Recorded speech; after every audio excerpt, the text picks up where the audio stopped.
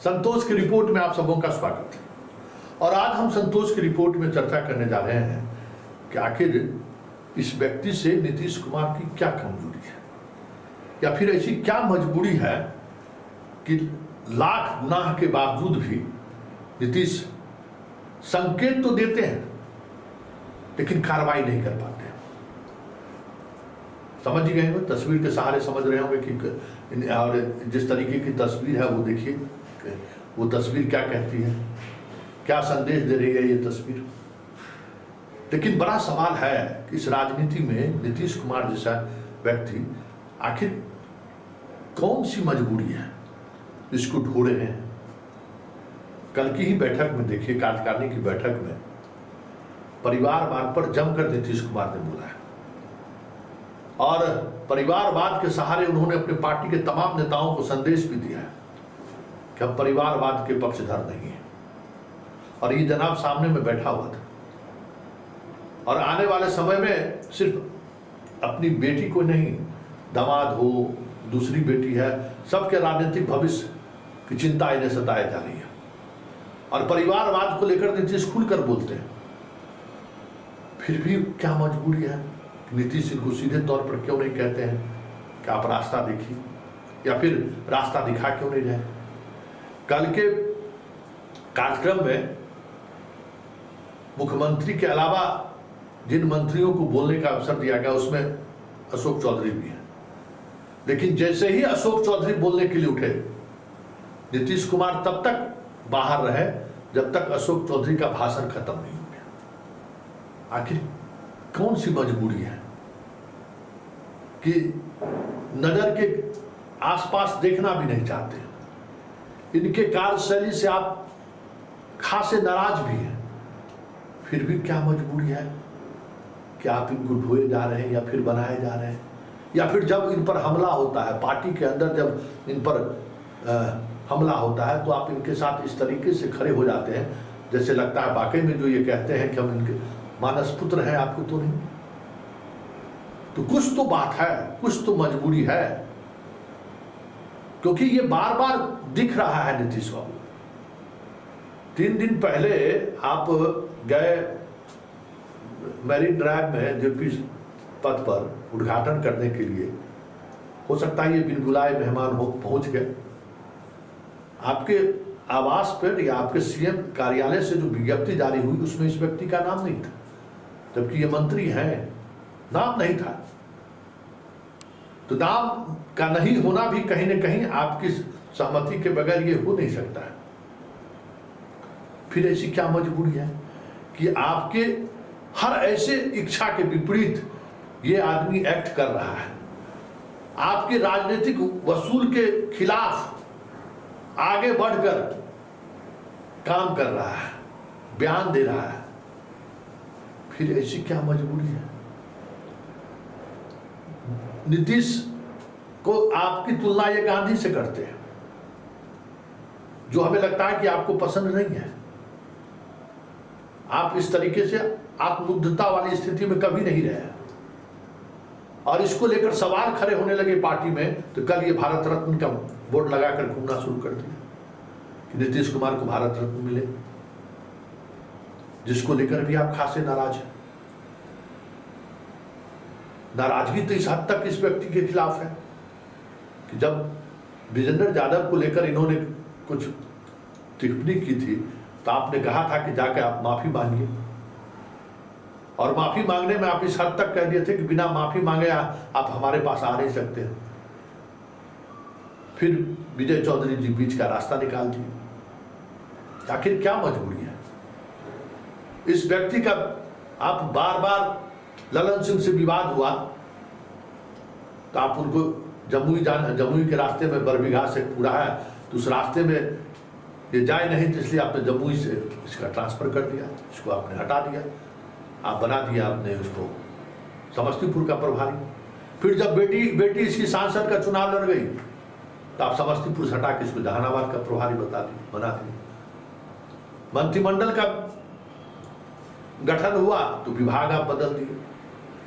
तो कुछ न कुछ चीजें तो हैं जिसको लेकर आप सहज नहीं हैं। फिर भी ऐसी क्या बात है जो इसको बनाए रखने के लिए आप मजबूर हैं? ऐसी कौन सी मजबूरी है कि नीतीश कुमार अशोक चौधरी के सामने इस तरीके से लाचार हो जा रहे हैं, जबकि पूरी पार्टी में इस व्यक्ति को लेकर एक अलग तरीके की सोच है। इस व्यक्ति ने आपके पार्टी के लाइन को तोड़ा है। अब किस मुंह से आप लालू यादव के परिवार पर हमला बोलिएगा जब बगल में अशोक चौधरी अपने बाल बच्चों के राजनीतिक भविष्य सेट करने पर जुगत में बैठे हुए हैं। जब चारों तरफ से इनको हाल के दिनों में हमला शुरू हुआ, आपके पार्टी की तरफ से हमला होना शुरू हुआ, फुल पेज अखबार में विज्ञापन लेने को लेकर सवाल खड़े होने लगे, विजेंद्र यादव ने खुलकर नाराजगी व्यक्त कर दी और उसके बाद आप इनको राष्ट्रीय महासचिव बना दिए। आखिर कौन सी मजबूरी है? आखिर क्या मजबूरी है कि ना चाहते हुए भी आप अशोक चौधरी को बनाए रखना चाहते हैं? कुछ तो मजबूरी होगी आपको, या फिर अशोक चौधरी के सहारे कुछ साधना तो नहीं चाह रहे। ये हालांकि आपकी राजनीतिक मिजाज नहीं रहा है कि दो लोगों को लड़ाते रहिए और दोनों को टारगेट में लेकर बंद कर देना है। ये आपकी राजनीतिक मिजाज कभी नहीं रही है, जहां तक मैं समझता हूं। आपको क्या है, ललन सिंह अशोक चौधरी, दोनों में से आप तय नहीं कर पा रहे हैं कि किनको साथ रखना है। ललन सिंह कल की बैठक में नहीं आए। कल के बैठक में आपको रामनाथ ठाकुर भी नहीं आए। रामनाथ ठाकुर को तो विधिवत कुर्सी लगी हुई थी, रामनाथ ठाकुर भी नहीं आए। आप पहुंच गए पार्टी कार्यालय और तमाम कार्यकारिणी के सदस्य पहुंच नहीं पाए थे, कुर्सियां खाली थी। फिर जो सदस्य नहीं भी था उन लोगों को भी बुलाकर कुर्सी पर बिठाया गया ताकि कुर्सी भरी रहे। फिर आखिर ऐसी क्या मजबूरी है? क्यों पार्टी के कार्यकर्ता का उत्साह इस तरीके से पर होता जा रहा है? उत्साह खत्म हो रहा है। विधायक निराश है, आपके सांसद आपसे निराश है और कहीं न कहीं इस व्यक्ति की वजह से निराश है। ऑफ द रिकॉर्ड जिससे भी बात होती है, हम लोगों के पास तो बहुत सारे लोग आते हैं, ऑफ द रिकॉर्ड जिससे भी बात होती है, अशोक चौधरी को लेकर आपके पार्टी के लोग सहज नहीं है। मुख्यमंत्री आवास के अंदर इस व्यक्ति की वजह से गुटबंदी शुरू हो गई है और गुटबंदी है।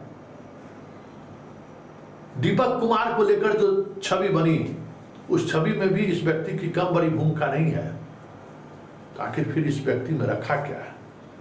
नीतीश बाबू कहना तो होगा ना, कुछ तो बात होगी ना, क्योंकि हम लोग जो इस तरीके के संभावना देखने वाले लोग हैं। राष्ट्रीय महासचिव आपने बनाया तो हम लोगों ने एक खबर का एक एंगल ये भी दिया कि अभी तक जितने राष्ट्रीय महासचिव बने हैं वो मंत्री नहीं रहे, तो मतलब अगले रिशफल में इनके विदाई का खाका आपने तैयार कर दिया। झारखंड के राजा पीटर को अब मिला रहे हैं, संजय झा मिलवा रहे हैं, झारखंड के ये प्रभारी हैं, और श्याम रजक का भेज दे रहे हैं रांची में प्रेस कॉन्फ्रेंस करने के लिए। पार्टी आपकी, पार्टी का विचारधारा आपका, पार्टी का सर्वे सर्वा नहीं, आप हैं तो पार्टी है। फिर ऐसी क्या मजबूरी है इसको आप साथ लेकर चले गए? क्योंकि आपकी पूरी पार्टी कहीं न कहीं इस व्यक्ति की वजह से असहज है। सब लोग कहते हैं जिनसे भी बात करेंगे, और इस व्यक्ति की राजनीति के काट में ही सब कुछ राजनीति आजकल जदयू कार्यालय से लेके आपके मंत्रिमंडल के सहयोगियों के बीच सिर्फ यही चल रहा है, यही चर्चा है कि आखिर इस व्यक्ति की राजनीति को क्या कहा जाए।